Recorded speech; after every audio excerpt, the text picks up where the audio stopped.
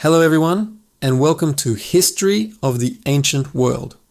Today, we're journeying back in time to explore one of the most enigmatic and captivating wonders of the ancient world, the Hanging Gardens of Babylon. Picture this, a magnificent, multi-tiered structure, a green mountain rising from the arid plains of Mesopotamia, overflowing with exotic trees, vibrant flowers, and cascading waterfalls. It's a vision that has fascinated historians, archaeologists, and dreamers for centuries. But here's the big question: did it even exist? For a long time, the story of the Hanging Gardens was accepted as fact, listed alongside the Great Pyramid of Giza as one of the 7 wonders of the ancient world. The traditional tale credits the powerful Babylonian king Nebuchadnezzar II, who reigned around 600 BC.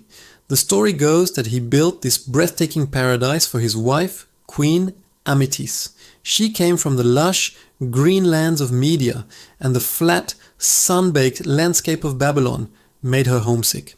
To please her, the king commanded the construction of a garden that would replicate the mountains and valleys of her homeland. It was a grand romantic gesture, a testament to a king's love and his immense power. Ancient writers like Berossus, a Babylonian priest from the 3rd century BC, gave us some of the earliest accounts. He described a garden built on a series of tiered stone terraces, almost like a ziggurat, a stepped pyramid. These terraces were filled with a deep layer of soil, deep enough to support the roots of large trees. An ingenious system of pumps, perhaps using a chain pump or a screw-like device, would lift water from the nearby Euphrates River all the way to the top. From there, the water would flow down, irrigating each level, creating streams and waterfalls that kept the entire structure lush and cool. Imagine the engineering marvel this would have been. In a desert climate, maintaining such a garden would have required constant effort and incredible innovation. Later, Greek and Roman historians like Diodorus Siculus and Strabo expanded on these descriptions, painting an even more vivid picture. They wrote of vaulted terraces supported by massive columns, filled with earth to sustain a variety of flora. There were descriptions of broad-leaved trees, fragrant flowers, and fruit-bearing plants from all corners of the empire. The gardens were said to be a place of sensory delight, offering shade from the relentless sun, the sweet scent of blossoms, and the soothing sound of running water. It was a royal retreat, a private paradise that showcased the immense wealth and engineering prowess of the Babylonian Empire. For travelers and visitors, it must have been an unforgettable sight, a man-made Eden in the middle of a bustling city. But here's where the story gets tricky. Despite these detailed and romantic descriptions, there's a glaring problem: a lack of solid evidence. Archaeologists have excavated the ancient city of Babylon extensively, and they found palaces, temples, and massive city walls. They found countless cuneiform tablets, the clay records of the Babylonians, detailing everything from legal codes to astronomical observations. But among all these discoveries, there is not a single mention of the Hanging Gardens. Not one Babylonian text describes this incredible structure. Even Nebuchadnezzar himself, who loved to boast about his building projects, never wrote about it. This silence is deafening. How could the Babylonians fail to record one of their greatest achievements? This lack of first-hand evidence has led many modern scholars to become skeptical. Could the Hanging Gardens be a myth? A beautiful story that grew over time? Some historians suggest that the Greek writers, who wrote about the gardens centuries after they supposedly existed, might have been embellishing stories they had heard. They might have combined descriptions of different Mesopotamian gardens, or simply let their imaginations run wild, creating an idealized vision of an oriental paradise.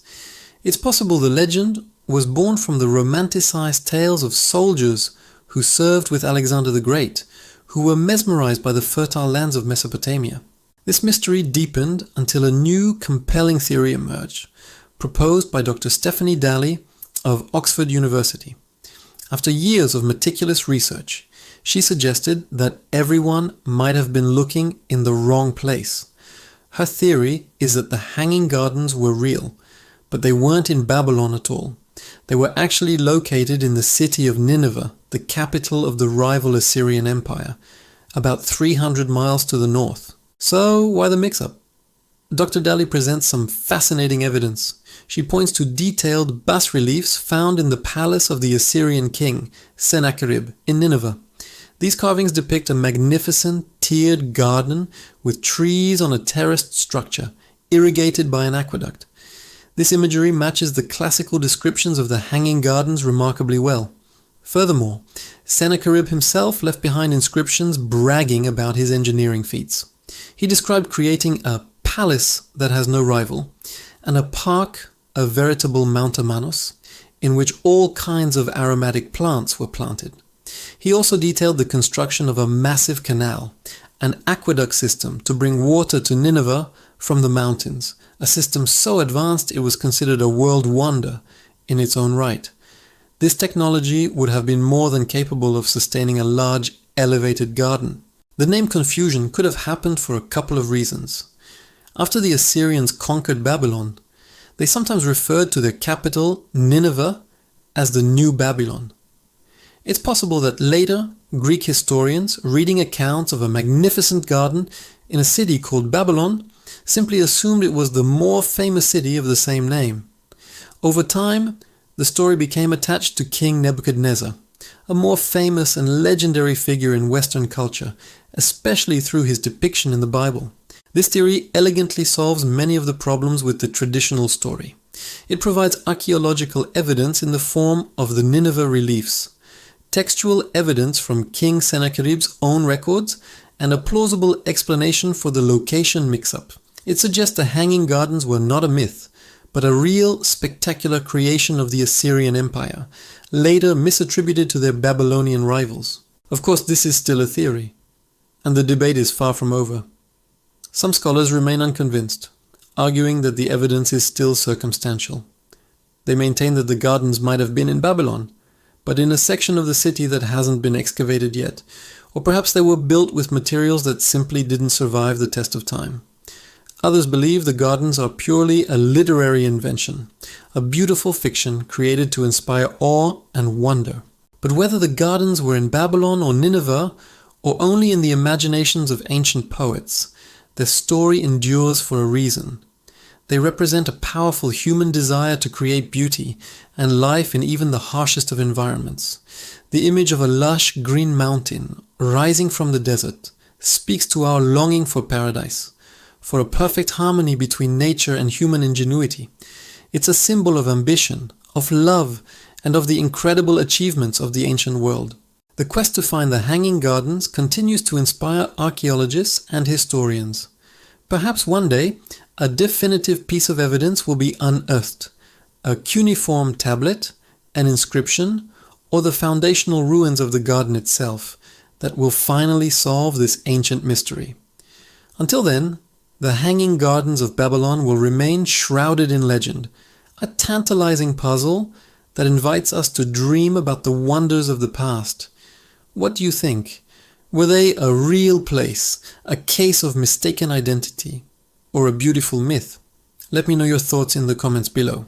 Thanks for joining us on this journey into the history of the ancient world.